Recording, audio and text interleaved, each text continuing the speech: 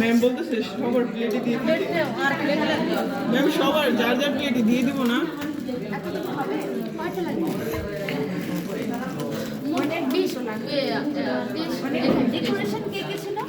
আমি